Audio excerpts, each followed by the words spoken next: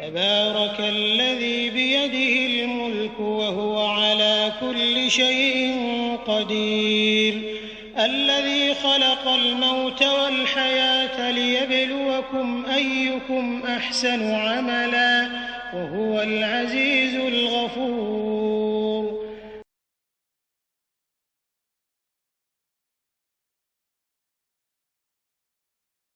ورحمۃ اللہ وبرکاتہ. الحمد للہ رب العالمین والصلاة والسلام على اشرف الانبیاء والمرسلین نبینا محمد وعلى آلہ وصحبہ اجمعین. قال اللہ تعالی شہر رمضان الذي انزل فيه القرآن هدى للناس وبینات من الهدى والفرقان. معزز علماء کرام، بزرگوں، دوستوں اور قابل احترام دینی ماؤں اور بہنوں، جدہ دعوت سینٹر حی السلامہ اور دعوت سینٹر حی البلد کے تعاون سے آج کی اس مجلس کا انعقاد ہوا ہے. اللہ رب العالمین ان دو اداروں کو اور ان کے ذمہ داران کو جزائے خیر عطا فرمائے. انہوں نے اس بلد التوحید میں اہل توحید کو توحید سے جوڑنے کے سلسلے جب بھی کمزور ہوتے ہیں انہیں پختہ کرنے کے، ان کے لنک مضبوط کرنے کے موقع فراہم کر دیتے ہیں. فضیلت شیخ طالب الرحمن حفظہ اللہ ہمارے درمیان تشریف فرما ہے. اہل اسلام گزشتہ دنوں آپ کی صحت یابی کی دعائیں کرتا رہا. اللہ رب العالمین آپ کو صحت اور تندرستی سے رکھے اور آپ کا سایہ اور علمی استفادہ جو ہم لوگ حاصل کر رہے ہیں وہ تادیر ہمارے سروں پر قائم رکھے. یہاں گزشتہ دنوں سے تشریف فرما ہے اس آپ کے شہر میں، لیکن ملاقات نہیں ہو پائی. اہل توحید سے جس قدر ان بھائیوں کو محبت ہے اس کا اندازہ آپ لگا نہیں سکتے. گزشتہ دنوں ہی فون آیا کہ ہم لوگ جدہ میں ہیں اور آپ لوگوں سے ملنے کی خواہش ہے. اور یہ خواہش، یہ جو محبت ہے، یہ للہ فی اللہ، اللہ کے لیے ہے. ہمارے لیے بھی بڑی سعادت کی بات تھی. ہم نے سوچا کہ اسی بہانے سب سے ملاقات ہو جائے گی اور رمضان کا اب ہم استقبال بھی کرنے والے ہیں، تو اسی سلسلے میں ہم علماء کرام کی نصیحتوں سے بھی مستفید ہو جائیں گے. تو یہ مختصر طور پر ایک بہت ہی شارٹ نوٹس پر آپ لوگوں کو یہاں دعوت دی گئی. جاوید بھائی اور شیخ عبدالغفار مدنی حفظ اللہ اور یہ تمام اخوان جو دیکھ رہے ہیں، ان لوگوں نے آپ لوگوں کو دعوت دی. اللہ تعالیٰ آپ کی اس تشریف آوری کو شرف قبولیت عطا فرمائے. دعا کیا کریں اللہ رب العالمین ہمارے علماء کو صحت اور تندرستی رسک رکھے، اور اللہ رب العالمین ان کو ہر شر اور فتنوں سے بچائے. حقیقت یہ ہے کہ جب تک علماء اہل حدیث کی دعوت عام ہوتی رہے گی، اللہ کے فضل و کرم سے لوگ شرک و بدعات سے نکل کر توحید کی شاہراہ پر آتے رہیں گے. اللہ رب العالمین ان کی عمروں میں برکت عطا فرمائے. میں بلا تاخیر گزارش کروں گا فضیلت الشیخ توصیف الرحمن حفظہ اللہ سے کہ تشریف لائیں اور اپنی نصیحتوں سے ہمیں نوازیں. فلیتفضل فضیلت الشیخ.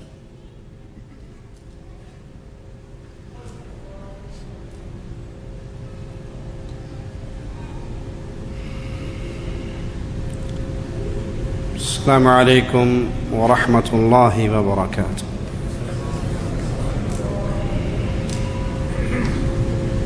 ان الحمد للہ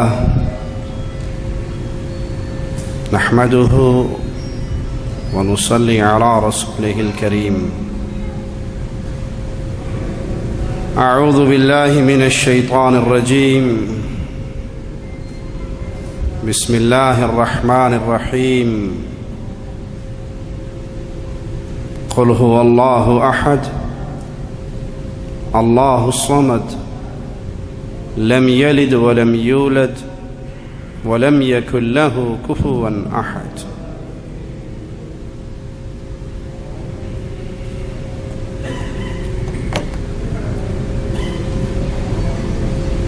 ماہ رمضان کی آمد ہے، نیکیوں کا سیزن، نیکیوں کا موسم، نیکیوں کی بہار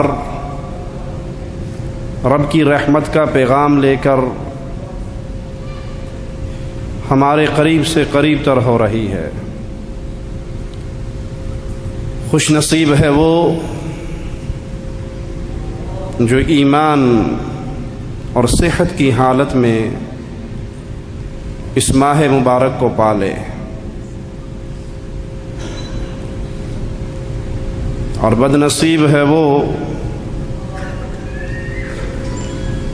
جس کی اصلاح اس عظیم مہینے میں بھی نہ ہو سکے، جو گناہوں کے دلدل میں ایسا ڈوبا ہوا ہو کہ اس کے لیے رمضان اور غیر رمضان اس میں کوئی فرق نہ ہو۔ سلف صالحین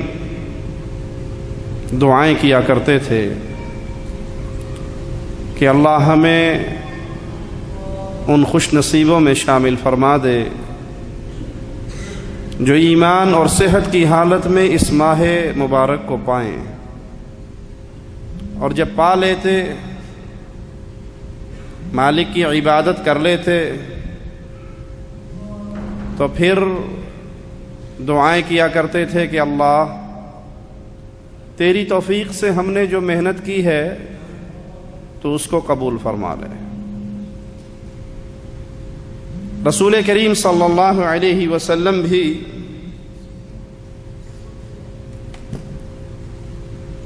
اپنے صحابہ کو اس مبارک مہینے کی آمد کی خوشخبری سنایا کرتے تھے کہ یہ برکتوں والا مہینہ تمہارے پاس آیا ہے، جس میں اللہ مالک جنت کے دروازوں کو کھول دیتا ہے، جہنم کے دروازوں کو بند کر دیتا ہے، شیاطین کو قید کر دیتا ہے۔ تو اس مبارک مہینے کی خوشخبری اور روحوں کو سکون پہنچانا، خوشی منانا، خوش ہونا، اللہ کی اطاعت کے لیے اپنے آپ کو تیار کرنا، یہ مبارک مہینہ آئے تو اس انسان جیسے ایک کامیاب تاجر تجارت کے سیزن کے آنے سے پہلے تیاری کرتا ہے، پلاننگ کرتا ہے، وہ مسلمان جو اس مہینے میں جس میں نیکیوں کے انبار ہیں، جس میں ثواب کے عظیم کام بتائے جا رہے ہیں، جس میں رب کی رحمت اپنے بندوں سے کسی اور انداز میں ملتی ہے، اللہ مالک اتنا رحمان و رحیم ہے کہ ایک نیکی اس کے اجر کے طور پہ، اس کے بدلے کے طور پہ مالک 10 عطا فرماتا ہے۔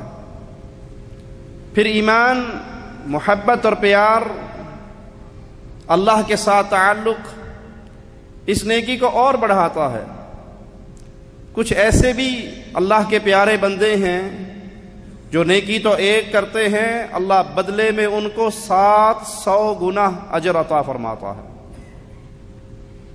لیکن یہ ماہ رمضان، اس کی تو بات ہی الگ ہے کہ اس میں انسان اللہ کے لیے روزہ رکھتا ہے اور مالک اپنے بندے کو کیا خوشخبری سناتا ہے کہ یہ نیکیاں جو تو کرے گا 700 گناہ تک اس کا ثواب تجھے ملے گا، لیکن الصوم لی، روزہ تو میرا اور تیرا خاص معاملہ ہے، یہ روزہ خاص عبادت ہے، اس کی جزا قیامت کے دن میں ہی عطا فرماؤں گا۔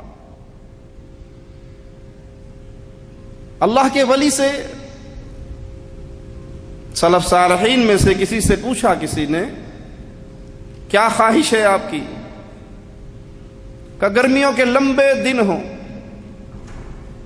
گرمیوں کے لمبے دن ہوں اور اللہ کی محبت میں، اللہ کے پیار میں، اللہ کو راضی کرنے کے لیے میں روزے سے ہوں، اور اس بھوک اور پیاس کے ہر لمحے میں میرے دل میں یہ تصور ہو کہ میں رب کے پیار میں بھوکا ہوں، میں رب کے پیار میں پیاسا ہوں، میں اللہ کو راضی کرنے کے لیے اپنی خواہشات کو چھوڑ چکا ہوں۔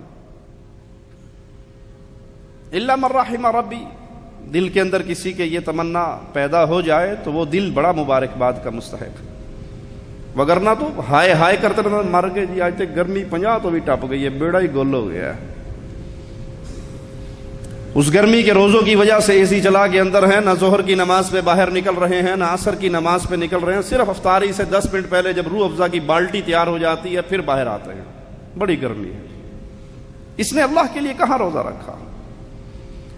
تو یہ رمضان کا مبارک مہینہ جو انسان کی روح کو لذت دیتا ہے، روح کس کی اس لذت کی حلاوت کو چکھے گی؟ جس کا اللہ سے کوئی رشتہ ہوگا، جس کی اللہ سے کوئی محبت ہوگی، جس کے دل میں اللہ کا کوئی پیار ہوگا، تو وہ اس سیزن کے آنے سے پہلے اس پورے مہینے کو کیسے گزارنا ہے، ان اوقات سے فائدہ کیسے اٹھانا ہے، اس کی پلاننگ کرتا ہے۔ سوچئے ذرا، ہم سال بعد 2 مہینے کے لیے چھٹی جائیں تو اس چھٹی کی پوری پلاننگ ہوتی ہے، 60 دن ہے، خالہ کو ملنے کب جانا ہے، ماموں کو ملنے کب جانا ہے، فلاں کے پاس کب جانا ہے، زمین کے مسئلے کب حل کرنے ہیں، وہ مکان بیچنا ہے، پورے 60 دنوں کا ہمارے پاس جانے سے پہلے خطہ تیار ہوتا ہے۔ اللہ سب سے پہلے کہنے والے کو توفیق دے اور پھر ہر سننے والے بھائی کو توفیق دے۔ اس رمضان کے مبارک مہینے میں ہم نے پہلے سے کوئی تیاری کی کہ یہ مبارک مہینہ ہمارے پاس آ رہا ہے تو ہم نے قرآن پاک کی تلاوت میں کتنا وقت گزارنا ہے، اپنے نفس کے ساتھ خلوت میں بیٹھ کے اپنے گناہوں کو یاد کر کے رو کے اللہ کو راضی کرنے کے لیے کتنا وقت گزارنا ہے، اللہ کے راستے میں توحید کا پیغام نشر کرنے میں کتنا وقت گزارنا ہے۔ یہ رمضان کا مہینہ آ رہا ہے، وہ کون سے اعمال ہیں جو ہمیں فائدہ دیں گے، وہ کون سے اعمال ہیں جن سے ہمارے روزوں پہ خلل پڑے گا۔ ہم اس صیام کے احکام مسائل کو سمجھنے کے لیے رمضان کے آنے سے پہلے کتنا وقت نکالتے ہیں، یا بس ٹھیک ہے صبح آنکھ کھلی تو پتہ لگا سحری کا ٹائم ہے، چلو ٹھیک ہے روٹی لے آؤ سحری کر لیتے ہیں، کیا مشکل ہے۔ دوپہر کو کھانا مانگتے ہیں تو بیگم یاد کراتی ہے روزہ شروع ہو گیا جی، ہن خیال کرو۔ اچھا میں تو بھول ہی گیا سا، میں تو سمجھا روٹی کا ٹائم ہے۔ اگر یہ روٹین کا روزہ ہے، اگر یہ عادت کا روزہ ہے تو پھر معاملہ بڑا ہی خسارے والا ہے۔ مومن اپنے حساب و کتاب لگاتا ہے، اور سب سے بڑا عمل اس ماہ کے استقبال کے لیے پیارے بھائیوں سچی توبہ کے ساتھ زندگی کا آغاز۔ جو ہو گیا سو ہو گیا، اب تو سیزن ہے، اب تو بات بات پہ معافیے ہیں۔ من صام رمضان ایمانا واحتسابا غفر له ما تقدم من ذنبه من قام رمضان، جو صیام، جو قیام، جو شب قدر اللہ کی عبادت میں لگا رہے، غفر له ما تقدم من ذنبه، معافیے ہی معافیے ہیں۔ اس عظیم موسم کے آنے سے پہلے سچی توبہ کیجئے، سچی توبہ کیجئے۔ سچی توبہ کیا ہے؟ جو کر بیٹھے ہو اس پہ ندامت، جو گناہ ہو گئے اس پہ ندامت، ان گناہوں کو چھوڑ دیجئے، آئندہ نہ کرنے کا عہد کیجئے۔ سچی توبہ یہ نہیں ہے کہ آپ کے ہاتھ میں سگریٹ ہے اور گھڑی پہ نظر ہے کہ مولوی نے پتہ نہیں کدوں اذان دینی تے میں سوٹا لاواں، اور اذان سنتے ہی پھر استغفار کی تسبیح بھی شروع ہو جائے، یہ توبہ نہیں۔ ان گناہوں کو ترک کیجئے۔ رمضان سے پہلے آپ کی زندگی، اور رمضان کے اندر آپ کی زندگی، اور رمضان کے بعد آپ کی زندگی، 3 مرحلے سامنے رکھے۔ رمضان سے پہلے آپ کیا تھے، رمضان میں آپ کیا تھے، رمضان کے بعد آپ کیا تھے۔ آپ کے لیے پورا نتیجہ نکل آئے گا کہ اس رمضان میں آپ اللہ کے قریب ہوئے ہیں یا وہیں کے وہیں کھڑے ہیں۔ سچی توبہ کیجئے، گناہوں سے پیچھے ہٹیے۔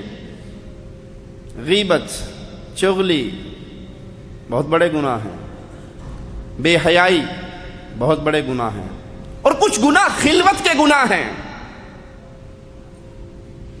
برا ہو ان وسائل کا جنہوں نے ہمیں لا کر بنی اسرائیل کی اس قوم کے برابر کھڑا کر دیا ہے کہ جس دن اللہ مالک نے منع کیا تھا کہ مچھلی شکار نہیں کرنی، مچھلی چھلانگے مارتی تھی، چھیڑتی تھی ان کو، بھی آ گئی ہیں اب کر لو جو کرنا ہے۔ بہت تھوڑے تھے صبر کرنے والے۔ آج انٹرنیٹ کی دنیا نے ہمارے خلوت کے گناہوں کا وہی حال بنا دیا۔ ایک کلک کرنے کی دیر ہے اور آپ کے سامنے بے حیائی کا بازار کھل جائے گا۔ اکثر نمازی الا من رحم ربی، اکثر نماز پڑھنے والے، دین سے جڑنے کی بات کرنے والے، خلوت ان کی، تنہائییں ان کی برباد ہو گئی ہے۔ اللہ کے لیے توبہ کیجئے، اللہ کے لیے اپنے مجالس کا خیال کیجئے۔ اور اگر ہم لوگوں کے سامنے لباس ایمان کا، اسلام کا، تقوی کا، پرہیزگاری کا اوڑھ لیں اور ہماری تنہائی اس کے اندر ہم برباد ہوں، تو اللہ کی قسم ہم برباد ہیں۔ پھر تو ہم نے لوگوں کے لیے کیا نا، پھر اللہ کا ڈر تو نہ ہوا۔ پچھلے دنوں حی النسیم ریاض میں ایک دکان پہ کھڑا، مغرب کا ٹائم ہو گیا، تو ایک طرف مسجد تھی اور ایک طرف قبرستان تھا۔ تو کہنے لگا مولوی صاحب اذان ہو گئی۔ میں نے اسے ازراہ مذاق کہا، ارے اب تو حیا کی گاڑیاں نہیں آتی، اب ڈرنے کی کیا بات ہے؟ تو کلین شیو آدمی تھا، لیکن اس نے ایمان سے بھرا ہوا ایک جملہ مجھے سنایا۔ کہا مولانا ادھر قبرستان ہے، ادھر مسجد ہے، حیا کی ضرورت ہی نہیں ہے۔ ادھر قبرستان ہے، ادھر مسجد ہے، جاؤ گے تو وہ ٹھنڈی ہوگی، نہ جاؤ گے تو وہاں آگ ہوگی۔ اگر ہماری تنہائی کے اندر اللہ کا ڈر نہیں ہے، اور ہر چیز کو ہم دیکھ رہے ہیں، ہر چیز کو سن رہے ہیں، اور ہمارے کئی گھنٹے اسی کے اندر برباد ہو رہے ہیں، اور ہم روزے سے بھی ہیں، تو اس کا معنی یہ ہے کہ میں نے رمضان کے آنے سے پہلے توبہ نہیں کی۔ اللہ کے لیے توبہ کیجیے۔ ہر وہ بھائی توبہ کرے جس کی نمازوں کا معاملہ گڑبڑ ہے۔ ہر وہ بھائی رمضان کے آنے سے پہلے توبہ کرے جس کو فجر جماعت سے نصیب نہیں ہوتی۔ بے نمازیوں کی تو بات ہی نہیں نا، جو نہیں پڑھتے ان کا تو ذکر ہی نہیں۔ ہم تو ذکر کر رہے جو مسجد میں آ کے بیٹھ کے بیچارے۔ ہم جتنے بیٹھے ہیں اپنے اپنے گریبان میں جھانکے ہماری فجر کی نماز کی کیا کیفیت ہے؟ کیا اللہ کا پیار ہمیں بستر سے اٹھاتا ہے؟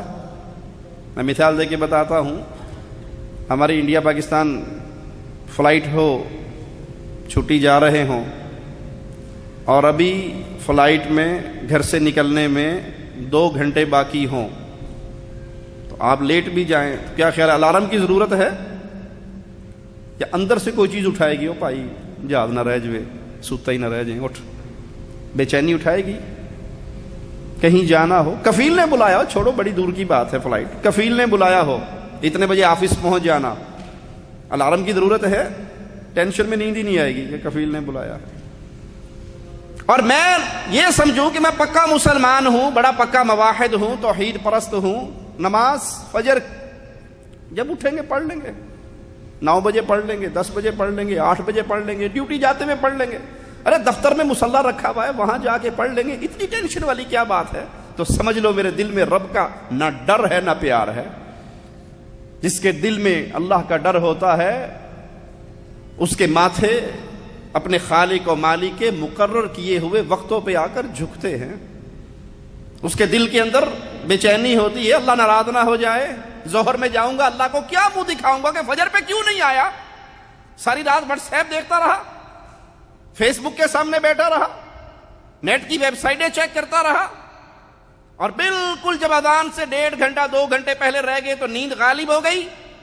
اگر آپ ساری رات دین کا کام بھی کرتے رہے، انٹرنیٹ کے ذریعے دعوت توحید کو ہی پھیلاتے رہے، اور فجر کی نماز سے 2 گھنٹے پہلے سو گئے، اللہ کے لیے دل پہ ہاتھ رکھ کے بتائیے آپ کی یہ محنت آپ کو جنت میں لے جائے گی؟ دوسرے معنوں میں یوں سمجھ لیں، آپ جعلیات کے درس میں آگے، کسی مولوی صاحب کے درس میں آگے، اور رات 2 بجے تک آپ جلسہ عام میں بیٹھے رہے، تقریریں ہوتی رہی، آپ سنتے رہے، اور فجر گئی، یہ تقریر جنت میں لے جائے گی؟ یہ محنت جنت میں لے جائے گی؟ یہ تو وہ ہے جو دین کے لیے جاگتا رہا، جس نے نوافل کے لیے اپنے آپ کو جگایا اور فرائض میں سلایا۔ ارے پیارے بھائی، جو رات 2 بجے تک فلمیں دیکھتے ہوئے، گانے سنتے ہوئے، دوستوں سے چیٹنگ کرتے ہوئے، فیس بک پہ فضول ٹائم ضائع کرتے ہوئے 2 بجے تک جاگتا رہے اور سو جائے اور فجر اس کی فوت ہو جائے، اس کے لیے رمضان کیا پیغام لے کے آیا ہے؟ اللہ کے لیے اپنے معاملات کو چیک کیجئے، وہ کون کون سے گناہ ہیں، وہ کون کون سی خطائیں ہیں جس سے اللہ ناراض ہو جائے گا، وہ کون کون سے جرائم ہیں جن سے میں خالق و مالک کی ناراضگی کو خرید رہا ہوں۔ وہ میری بہن بھی غور کرے، وہ میرے بھائی بھی غور کرے، اور اللہ سے دعا ہے اللہ سب سے پہلے کہنے والے کو غور کی توفیق دے۔ گناہوں سے ہٹیں، گناہوں سے بچیں، اپنے دامن کو بچائیں، آئندہ نہ کرنے کا عزم کریں۔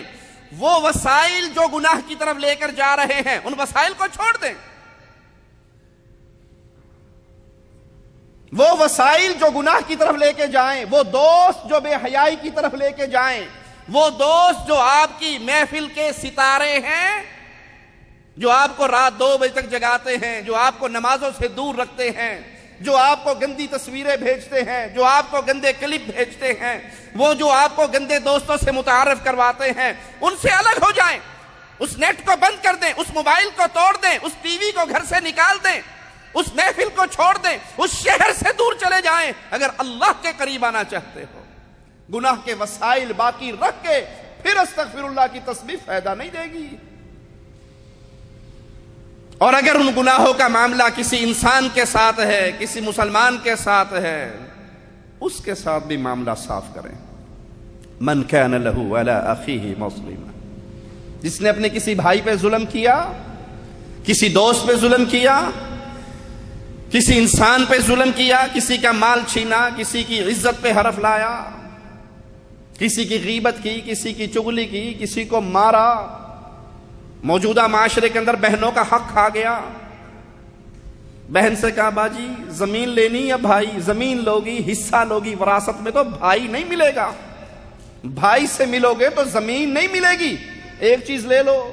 وہ بہن بیچاری ڈرتی ہوئی کہتی ہے باپ پہلے فوت ہو گیا، بھائی نے بھی چھوڑ دینا، تو بھاڑ میں جائے 2 کلے زمین ہی صحیح، بھائی تو ملتا رہے گا۔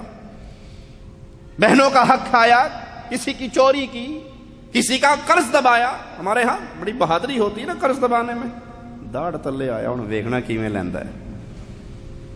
یہ کچھ دن پہلے ہی ایک شخص سے میرا ذاتی معاملہ ہوا، دھوکہ دیا اس نے، 5000 ریال دھوکے سے لے لیے، زبردستی لے لیے۔ تو میں نے خود اس کو یہ لفظ کہا، بینی و بینک یوم القیامہ احاسبک امام اللہ، میں تجھے قیامت کے دن پکڑوں گا اور اللہ کے سامنے تیرا میرا حساب کتاب ہوگا۔ اس نے کہا معافی مشکل، 5000 ریال تو دینا پہلے، وہاں پکڑ لینا، وہاں دیکھی جائے گی، جیب میں جو ہے وہ تو نکال، کہیں میرا یہ حال تو نہیں۔ رمضان کے آنے سے پہلے مظالم کو صاف کیجیے، گناہوں سے توبہ کیجیے، گناہوں سے پیچھے ہٹیے، اور اللہ کی قسم سب سے بڑے گناہ سے سب سے پہلے پیچھے ہٹیے۔ اور جانتے ہو سب سے بڑا گناہ کیا ہے؟ سب سے بڑا گناہ جس گناہ کی موجودگی میں کبھی معافی نہیں ہوگی، وہ شرک اکبر ہے، اس سے باز آ جائیے۔ غیر اللہ سے تعلق کو توڑیے، اللہ والے بنیے، اللہ کے ساتھ جڑیے، عقیدہ توحید کو سمجھیے۔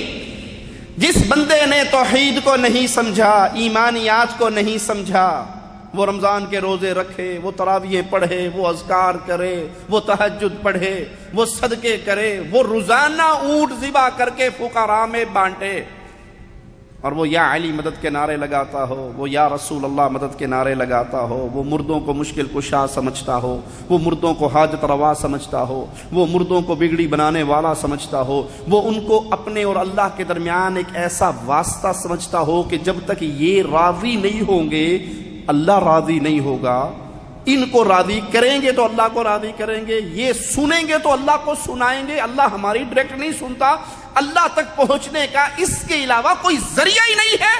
جس نے ایسے اپنے اور اللہ کے درمیان واسطے بنا لیے کہ تمام راستے بند ہیں سوائے پیر صاحب کی بیعت کر کے، بابا جی کا لڑ پکڑ کے، تو سمجھ لو کہ بربادی کا راستے پہ ایسا گرا ہوا ہے۔ رمضان تو رمضان، یہ شب قدر کو پائے اور ساری رات سجدوں میں گزار دے، قرآن پڑھتا ہوا گزار دے، یہ بد عقیدگی اس کو ہمیشہ کے جہنم کا ایندھن بنائے گی۔ مجھے آج ہی کسی بھائی نے بھیجا، پیر ثاقب صاحب کا ایک کلپ، برطانیہ کے پیر صاحب ہیں، اس نے کہا ہمارے بابا جنید بغدادی وہ جا رہے تھے پانی پہ، سڑک کی طرح چل رہے تھے جیسے انسان سڑک پہ چلتا ہے، بابا جنید بغدادی پانی پہ چل رہے تھے اور زبان پہ یا اللہ یا اللہ یا اللہ۔ پیچھے سے ایک مرید آیا، اس نے کہا حضرت میں نے بھی جانا ہے۔ کہا اچھا ٹھیک ہے تم بھی میرے پیچھے پیچھے آ جاؤ۔ کہا آپ تو کہہ رہے ہو یا اللہ، میں کیا کہوں؟ کہا تو کہہ یا جنید یا جنید یا جنید، دریا تجھے باقاعدہ راستہ دے گا۔ اس نے یا جنید یا جنید یا جنید کہا اور پیر جنید بغدادی کے فٹ پرنٹ پہ پاؤں رکھتا ہوا چل پڑا۔ پیر ثاقب کہتا ہے کہ بالکل جب سمندر کے سینٹر میں پہنچا تو ایک خناس آیا، وسوسہ ڈالنے والا خناس آیا، اور اس نے کہا کہ پاگل ہو گیا ہے تو پیر جنید کو پکار رہا ہے، وہ دیکھ پیر جنید کس کو پکار رہا ہے، تو ڈائریکٹ اللہ کو کیوں نہیں پکارتا؟ کہ یہ جو ہیں یہ وسوسے ڈالنے والے کہ ڈائریکٹ اللہ کو پکارو، یہ خناس ہیں، یہ خناس ہیں، یہ وسوسے ڈالتے ہیں، یہ توحید والے ہیں، یہ توحید والے نہیں، یہ توہین والے ہیں۔ اس خناس کے وسوسے میں وہ مرید آ گیا اور اس نے کہا یا اللہ، بس یا اللہ کہنا تھا کہ فوراً غوطہ کھایا، غرق ہو گیا۔ اب جب دیکھا اس نے کہ مرا، اس نے کہا بابا جنید میں تو گیا۔ کہا تجھے کس پاگل نے کہا تھا یا اللہ کہہ، تو کہہ یا جنید۔ اس نے ڈوبتے ہوئے اندر سے آواز لگائی یا جنید حق جنید یا جنید حق جنید۔ دریا نے فوراً اوپر لا دیا، وہ پھر پانی پہ چلنے لگ گیا، روڈ کراس کر گیا، کنارے کی اس طرف چلا گیا، وہاں جا کے اس سے رہا نہیں گیا کیونکہ وہ خناس ساتھ تھا وسوسہ ڈالنے والا، تو وہاں جا کے اس نے پکڑ لیا، پیر جی بات سمجھ نہیں آئی، آپ بڑے ہو یا اللہ بڑا ہے؟ میں نے اللہ کو پکارا تو دریا نے مجھے غرق کر دیا، میں نے آپ کو پکارا تو دریا نے مجھے راستہ دے دیا۔ کہا پاگل آدمی، ابھی تو مجھ تک پہنچا نہیں، اللہ تک پہلے پہنچے گا، ابھی تو مجھ تک پہنچا نہیں، اللہ تک کیسے پہنچ جائے گا؟ اللہ کی طرف جانے کے سارے راستے بند ہیں سوائے ان پیروں کی ڈھیریوں کے، ان کے مزاروں کے، ان کی قبروں کے، ان کے گدی نشینوں کے۔ پاؤں چاٹو گے تو اللہ کی طرف جانے کا راستہ کھلے گا۔ سوچئے اس کفر کے بعد بھی کوئی کفر ہے۔ یہاں ابو جہل کا بیٹا دوڑا ہے، کشتی اس کی بھور میں پھنسی ہے، کفار مکہ کی ٹیم ساتھ ہے، تھک گئے لات و عزا کو پکار کر، تھک گئے ہبل کی نام کی صدائیں دے کر، معاملہ بن نہیں رہا، بگڑ رہا ہے۔ تو اس وقت آواز لگاتے ہیں آسمان کی طرف منہ کر کے، اے محمد کے رب صلی اللہ علیہ وسلم، تیرے علاوہ کوئی نہیں بچا سکتا۔ اکرما کی آنکھیں کھل گئی، کمال کرتے ہو، ارے جب آسانی میں ہوتے ہو تو کہتے ہو لات و عزا اور ہبل کے علاوہ کوئی نہیں بچا سکتا، عزا ہی مدد کرے گا۔ اب جب تم پھنس گئے، اب کہتے ہو کہ محمد کے رب کے علاوہ صلی اللہ علیہ وسلم کوئی نہیں بچا سکتا۔ تو سنو، اگر محمد علیہ السلام کے رب نے مجھے اس پھنسی ہوئی کشتی میں بچا لیا تو خشکی پہ جب اتروں گا تو صرف اسی رب کی عبادت کروں گا اور کسی کو نہیں پوجوں گا۔ مسلمان ہو گئے، اور یہاں کہتے ہیں کہ یہ توہین والے ہیں، یہ توحید والے نہیں، کیونکہ بابا کا راستہ چھوڑ دیا۔ رمضان کے آنے سے پہلے اگر آپ کے عقیدے میں کوئی ایسا خلل ہے کہ اللہ نہیں سنتا جب تک بابوں کو نہ سنا لو، ساڑی انہاں دے اگے انہاں دی او دے اگے ساڑی سندا نہیں انہاں دی موڑدا نہیں، اللہ راضی نہیں ہوتا جب تک بابا بلے شاہ راضی نہ ہو، اللہ راضی نہیں ہوتا جب تک پیر بابا راضی نہ ہو، جب تک یہ ہماری درخواست آگے نہ پہنچائے اس وقت تک اللہ کے ہاں بھی ہماری درخواست منظور نہیں ہوتی۔ تو سمجھیں کہ آپ زنا سے بڑے گناہ میں مبتلا ہیں، چوری سے بڑے گناہ میں مبتلا ہیں، قتل سے بڑے گناہ میں مبتلا ہے کہ آپ کے عقیدے میں خرابی ہے۔ یہ رمضان کا مہینہ پیغام لا رہا ہے کہ اس مہینے میں ہر رات پیارے نبی محمد کریم صلی اللہ علیہ وسلم فرماتے ہیں ہر رات انسانوں کی گردنوں کو اللہ جہنم کے کڑوں سے آزاد فرما دیتا ہے۔ اللہ تجھے تیرے پیارے ناموں کا واسطہ ہے مولا، ہم جتنے یہاں پر بیٹھے ہیں، مرد ہیں یا عورتیں ہیں یا جن تک یہ آواز پہنچ رہی ہے، اللہ تجھے تیرے پیارے ناموں کا واسطہ دے کے تیرے بھکاری تجھ سے سوال کر رہے ہیں مولا، ان خوش نصیبوں میں ہم سب کو شامل فرما دے جن کی گردنیں قیامت کے دن جہنم کے کڑوں میں نہیں ہوں گی، جنت کے پھولوں کے ہاروں میں ہوں گی۔ اس رمضان کی راتوں میں انسانوں کی گردنوں کو جہنم کے کڑوں سے آزاد کیا جاتا ہے۔ وہ کون سے انسان ہوں گے؟ ایمان والے۔ یہ حدیث آپ کثرت سے سنیں گے رمضان میں، من صام رمضان، جس نے رمضان کے روزے رکھے ایمانا و احتسابا، ایمان اور احتساب کے ساتھ، غفر لہ ما تقدم من ذنبہ، اللہ نے زندگی کے گناہ معاف کر دیے، خطاؤں پہ پانی پھیر دیا، رحمت کا قلم چل گیا ان کے اوپر۔ یہاں پیارے حبیب نے 2 شرطیں لگائی ہیں، اور ان شرطوں میں سب سے پہلی شرط ایمان ہے، توحید ہے، عقیدہ ہے۔ اگر توحید میں خلل ہو، اگر توحید میں خلل ہو، جنت میں انسان کبھی داخل نہیں ہو سکے گا۔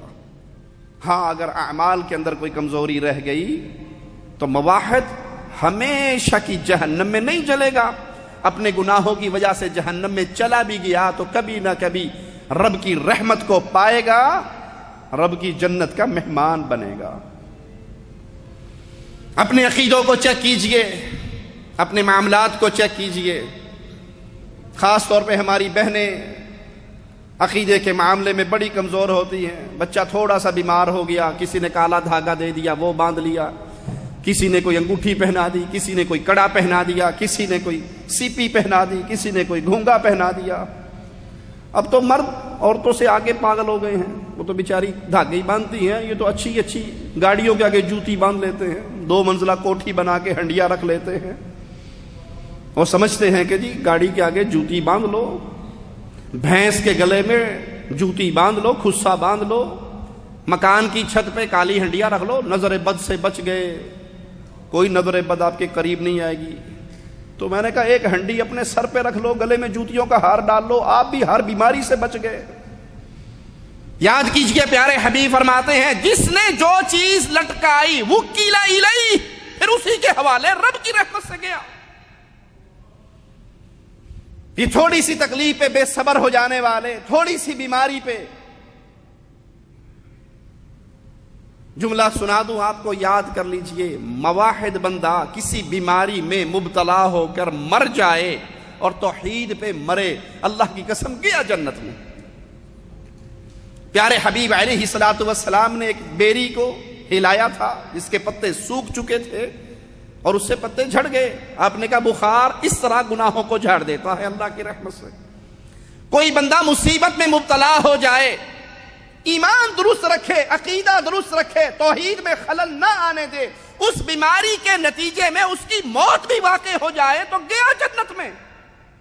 اور انسان بیماری میں مبتلا ہو کر رحمان کے در کو چھوڑ کر کبھی طوطے شاہ کے مزار پہ، کبھی گھوڑے شاہ کے مزار پہ، کبھی فلاں بابے کے مزار پہ، کبھی فلاں پیر کے مزار پہ، کبھی فلاں ببی کے مزار پہ، کبھی فلاں ببے کے مزار پہ، آپ اس بیماری سے شفا یاب بھی ہو جائیں، شرک کی بیماری ایسی لگی کہ جنت گئی، اور جنت سے قیمتی کوئی چیز ہے؟ ابن عباس رضی اللہ عنہما عطا سے کہتے ہیں کوئی ایسی عورت کا تجھے بتاؤں ہمارے درمیان چل رہی ہے اور جنتی ہے، مرتے گئی جنت میں. کہا سبحان اللہ، جنتی عورت، جنتی عورت ہمارے درمیان، اس کے جنت میں دخول میں صرف موت ہی حائل ہے.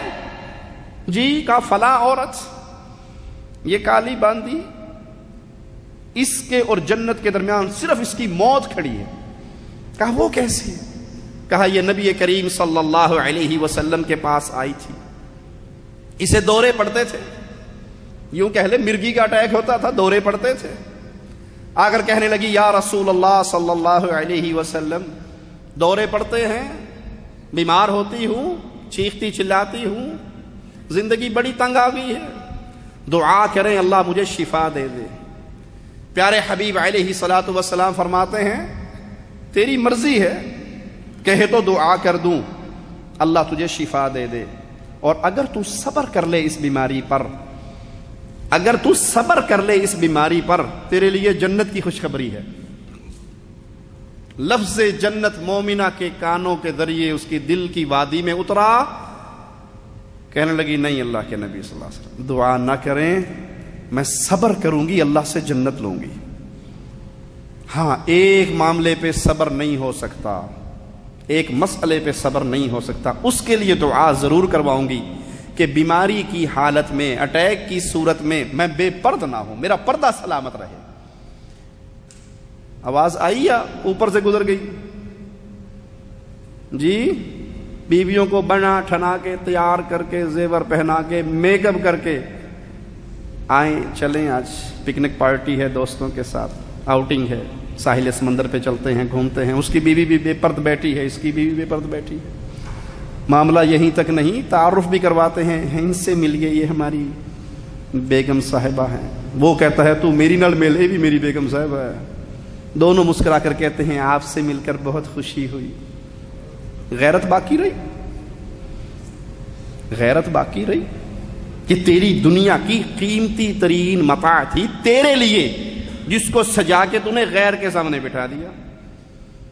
وہ کہتی ہے صبر کروں گی بیماری پر، بے پردگی پہ صبر. اب تو شیاطین نے، دشمنان اسلام نے مسلمانوں کا چہرہ مسخ کرنے کے لیے ایسے ایسے وار کیے ہیں. کل ہی مجھے کسی نے سوئٹزرلینڈ کی مسجد کا ایک کلپ بھیجا ہے کہ بی بی صاحبہ ننگے سر جمعہ پڑھا رہی.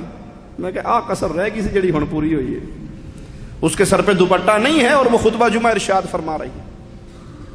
اس کو دیکھ کر اسلام کا چہرہ مسخ کرنا چاہتے ہیں ظالم. لیکن مسلمان کیسے ہیں؟ مسلمان مائیں کیسی ہیں؟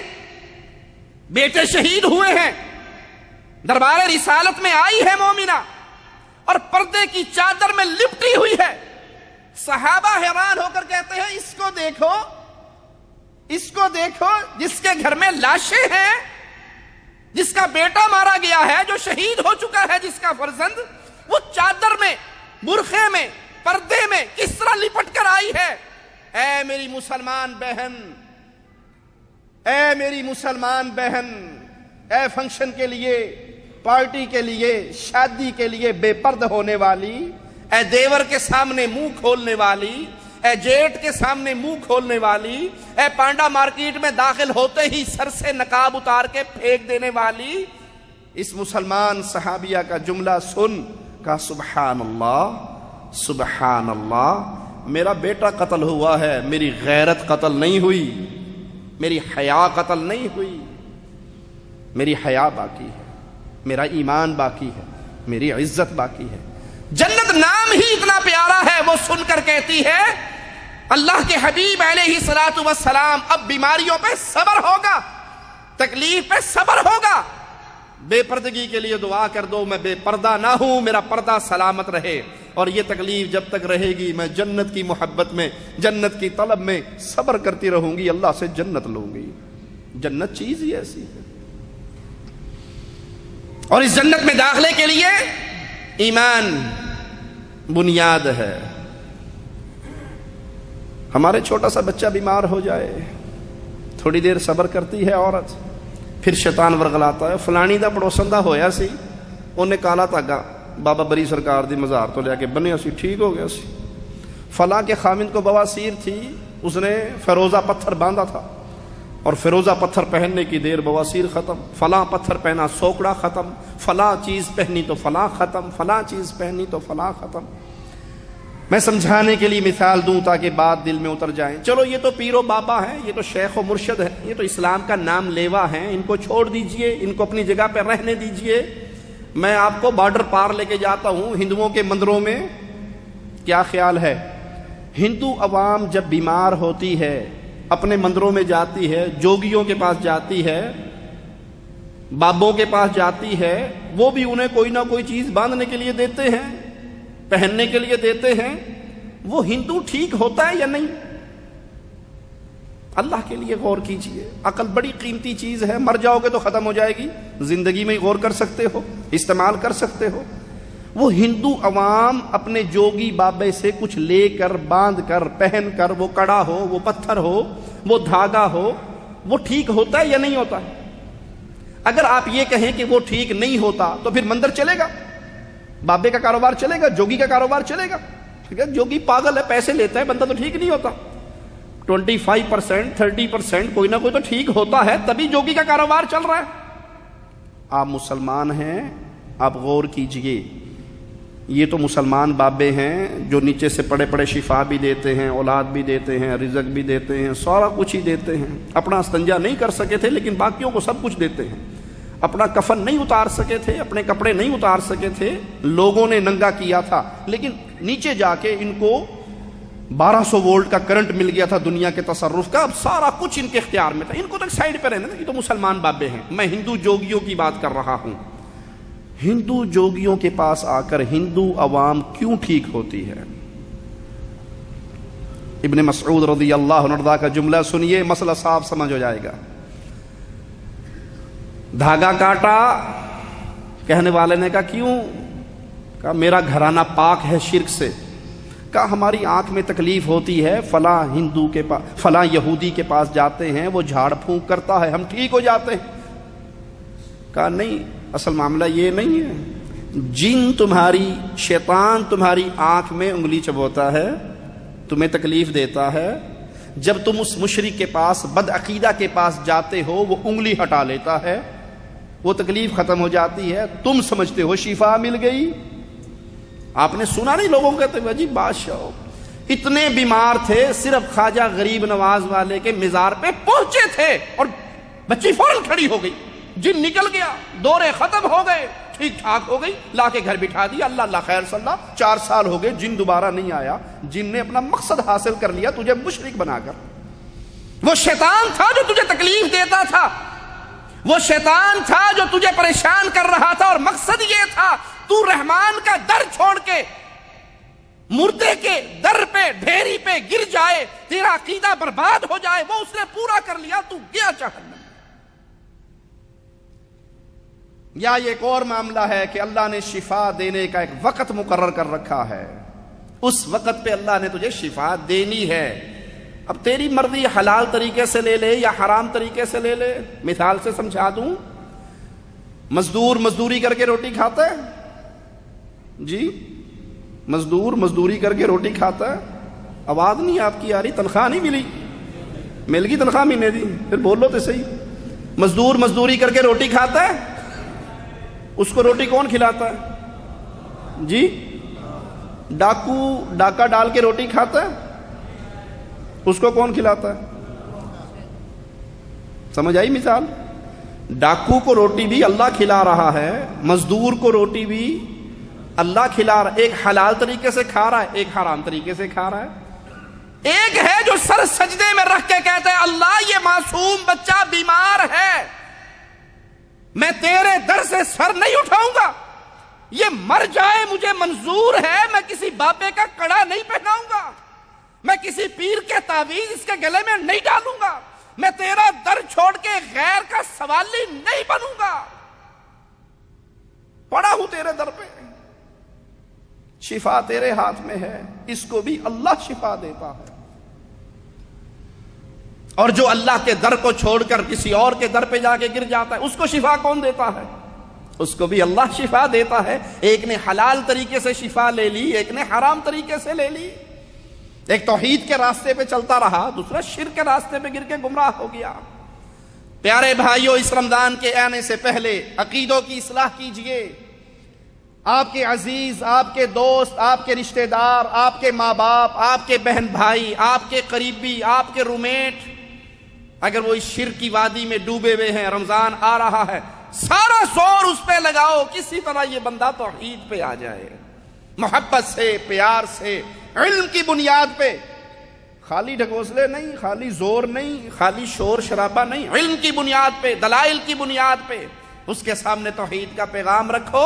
اگر آپ نے رمضان کے آنے سے پہلے عقیدہ درست کر لیا، ایمانیات میں کامیاب ہو گئے، ایک اللہ پر ایمان لے آئے، شرک کی غلاظتوں سے آپ نکل گئے، غیروں کی امیدوں سے آپ نے دامن توڑ لیا، مبارک ہو آپ کو، آپ نے ایسا رمضان پایا ہے کہ اب آپ کی چھوٹی چھوٹی نیکیاں بھی آپ کو جنت میں لے جائیں گے۔ اور اگر ماجرا اس کے خلاف ہے، عقیدے کی خرابی ایسی ہے کہ نہیں جی اتنی باتیں تو آپ کی سمجھ آ گئی کہ کسی کی قبر پہ سجدہ نہیں کرنا چاہیے، کسی کی ڈھیری کا طواف نہیں کرنا چاہیے، کسی کو مشکل کشا و حاجت روا سمجھ کے نہیں پکارنا چاہیے، لیکن یہ جو ہمارے بزرگ ہیں، یہ ہمارے حضرت ہیں، یہ ہمارے امام ہیں، یہ ہمارے پیر ہیں، یہ بڑے پہنچے ہوئے ہیں، یہ بڑی عبادتیں ریاضتیں کر کے انہوں نے زندگیاں گزاری ہوئی ہیں، اب ان کی ہر بات ہمارے لیے حجت ہے، ان کی ہر بات ہمارے لیے ماننے لازم ہے، یہ جو فرما دیں۔ وہ پنجابی میں مختصر کہتے ہیں 2 رکعت نماز انیرا جو حال امام دا وہی میرا، اللہ اکبر۔ ہم نے تو ان کا لڑ پکڑ لیا، بس اللہ اللہ خیر صلی اللہ، بابا جی جہاں لے جائیں گے ہم جا رہے ہیں پیچھے پیچھے۔ ان کے سامنے آپ لاکھ حدیث رسول پیش کریں کہ پیارے بھائی قرآن پاک کا حکم یہ ہے، نبی صلی اللہ علیہ وسلم کی احادیث کا حکم یہ ہے کہ جنت کا راستہ، جنت کا دروازہ محمد الرسول اللہ صلی اللہ علیہ وسلم نے کھلوانا ہے، اور آپ نے خوشخبری دی ہے اپنی امت کو، من اطاعنی، جو میرے پیچھے چلا۔ نبی تو فوت ہو گئے، نبی تو اللہ کی جنتوں میں گئے، نبی کریم صلی اللہ علیہ وسلم تو مہمان بن گئے میرے مولا کی جنتوں کے۔ کیا معنی جو میرے پیچھے چلا؟ جس نے نماز محمدی پڑھی، جس نے روزہ محمدی رکھا، جس نے حج محمدی کیا، جس نے زکوٰۃ محمدی دی، جس نے نکاح محمدی دیا، جس نے طلاق محمدی، ایک ایک عمل میں وہ پیارے حبیب علیہ الصلوۃ والسلام کی احادیث کو چیک کرتا رہا، ٹٹولتا رہا، کھولتا رہا، پڑھتا رہا کہ میں نے ہر عمل محمدی کرنا ہے، مبارک ہے یہ رمضان، اس کو گیا جنت میں۔ اور اس نے کہا نہیں جی وہ ٹھیک ہے، حدیث بھی ٹھیک ہے، پر ہمارے مذہب کے خلاف ہے، نماز ایسے پڑھنی تو چاہیے لیکن ایسے نہ بھی پڑھو تب بھی ٹھیک ہے، ایسے کر لو تب بھی ٹھیک ہے، جو جہاں لگا ٹھیک لگا، کسی کے مذہب کو چھیڑنا نہیں چاہیے، اپنے مذہب کو چھوڑنا نہیں چاہیے، یہ محمد کریم کا دین نہیں ہے۔ توحید کو درست کیجئے، رسالت پر ایمان کو درست کیجئے۔ اگر ایمان یہی ہے کہ ہر بندہ جس کی جو سنیں گے، جس پیر کا دامن پکڑا ہے، ایک مولوی صاحب لکھتے ہیں اپنی کتاب میں، اگر قرآن پاک کی آیت آ جائے اور ہمارے امام کے قول کے خلاف ہو، تعویل کرنے کی کوشش کریں گے، کر لیا تو بڑی میدان مار لیا، اور اگر نہ کر سکے تو کہہ دیں گے یہ آیت منسوخ ہے کیونکہ ہمارے امام کے قول کے خلاف ہے۔ نبی صلی اللہ علیہ وسلم کی حدیث آئے گی تو تعویل کرنے کی کوشش کریں گے، جب کچھ نہیں ہو سکے گا تو پھر کہہ دیں گے کہ یہ جھوٹی روایت ہے۔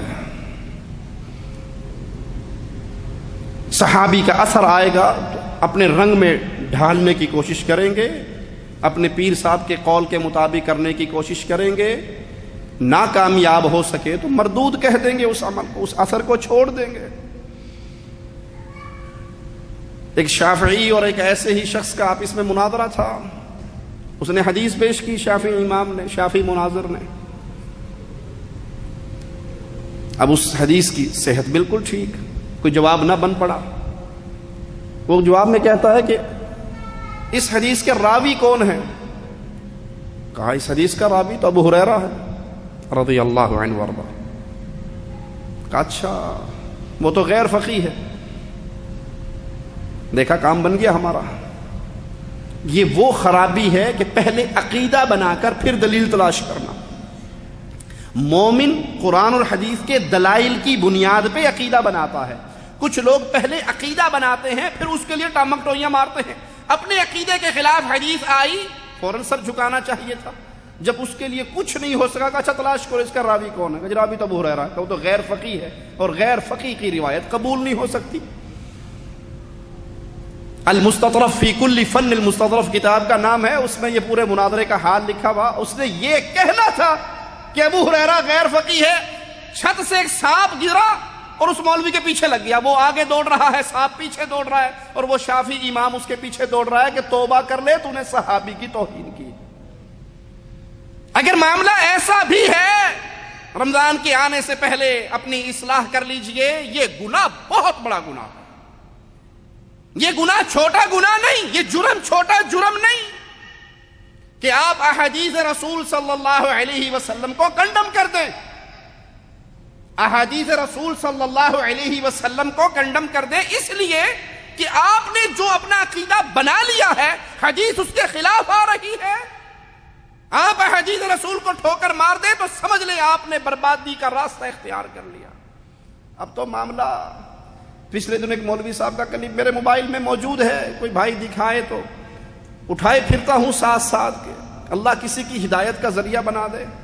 احادیث کو برا کہنا تو تھا ہی تھا. اس نے انڈیا کے بابا جی ہیں وہ امام بخاری کو گالیاں، امام مسلم کو گالیاں، محدثین کو گالیاں کہ یہ بخارا میں بیٹھ کے مصیبتیں گھٹتے رہے اور اپنے مذہب کے مطابق حدیثیں بناتے رہے. پھر دین کیا پیش کرو گے؟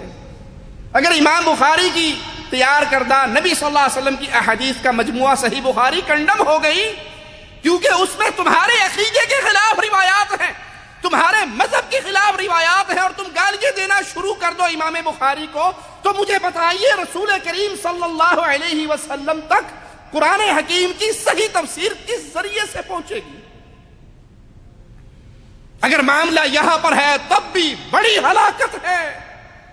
صحابی رسول کہتے ہیں کہ میں نے تجھے حدیث رسول سنائی، تو نے مجھے جواب میں کسی اور کا قول سنایا، ڈرتا ہوں آسمان سے تیرے اوپر پتھروں کی بارش نہ ہو جائے. عقیدہ بنائیے کہ اللہ کی عبادت میں کوئی شریک نہیں. محمد کریم صلی اللہ علیہ وسلم کی رسالت میں بھی کوئی پارٹنر نہیں ہے. کوئی ایسا نہیں جس کی ہر بات پہ آنکھ بند کر لی جائے. یہ ہستی صرف محمد الرسول اللہ صلی اللہ علیہ وسلم. یوں اطاعت نبوی والا معاملہ درست ہوگا. پھر رمضان آپ کے لیے خوشخبری ہے. اس رمضان میں عمرہ کیجئے، اس رمضان میں عمرہ کیجئے. ایمان درست ہو، عقیدہ درست ہو. یا علی کے نعرے مارتے ہوئے نہ جا رہے ہوں. لبیک اللہم لبیک ترانہ ہو تو اللہ آپ کو اتنا اجر دے گا جیسے آپ نے محمد کریم صلی اللہ علیہ وسلم کے ساتھ عمرہ کر لیا. اس رمضان میں اعتکاف کیجئے، فقیروں کو کھلائیے، بیواؤں کی مدد کیجئے، مسلمانوں کا خیال کیجئے، فقراء کا خیال کیجئے. یہ سب اجر کے معاملات ہیں. قرآن حکیم کی تلاوت کیجئے.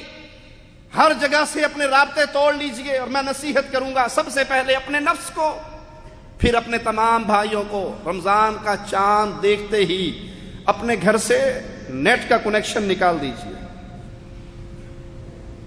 بڑا مشکل کام ہے. وہ کہتے ہیں کہ بیگم خامن سے لڑ پڑی اور لڑ کے اپنے گھر چلی گئی، ماں باپ کے گھر چلی گئی. خامن سے کسی بات پہ اختلاف ہو گیا. وہ گھر گئی تو گھر جا کے پتہ لگا کہ ابو کے گھر کا وائی فائی کٹا ہوا ہے. صلح کر کے واپس آ گئی. کہتے وائی فائی کوئی نہیں، میری زندگی کیویں گزرے گی. رمضان کا چاند دیکھتے ہی یہ بیماری جو ہے نا وائی فائی کی، سے کاٹ دیجئے، اپنے گھر سے نکال دیجئے اور اپنا رشتہ اللہ کے کلام سے جوڑ لیجئے. خالد بن ولید رضی اللہ عنہ وارضا قرآن پاک پڑھنے کے لیے بیٹھتے، آنکھوں سے آنسو گرتے اور کہتے کہ مجھے معاف کر دے. کلام الہی تیری بڑی شان ہے، تیرا بڑا مقام ہے. ایک حرف کو پڑھنے پہ 10 نیکیے ہیں. پیارے حبیب علیہ الصلوۃ والسلام فرماتے ہیں میں الف لام میم کو ایک حرف نہیں کہتا.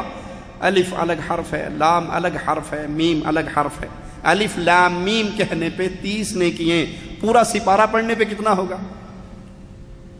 بھائی آپ نماز کے لیے آئے ہیں، آپ 15 منٹ پہلے آ جائیں، اذان ہوتے ہی آ جائیں۔ اذان اور اقامت